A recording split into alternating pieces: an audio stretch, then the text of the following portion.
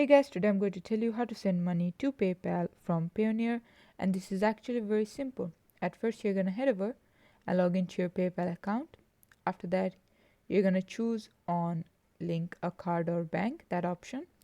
After that it's going to ask you to choose your bank. So what you're going to do is choose for just something random like Community Federal Saving, and they'll say like we couldn't find your bank. So you're going to enter your bank details. Now what you're going to do is basically head over to the Payoneer account, and then you will copy paste your routing and bank account number from the global payment service and just put in all of the details and then click on agree and link.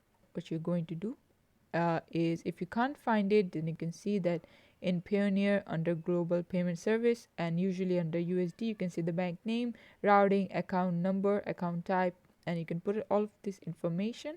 And after that, once you connect it, you can head over to PayPal again and click on like a request money or add money, and then from there you're gonna add it from Payoneer to PayPal, and there you go. This is how you can do it. Thanks for watching. Please leave a like and subscribe for more tutorials like this, and I'll see you guys in the next one.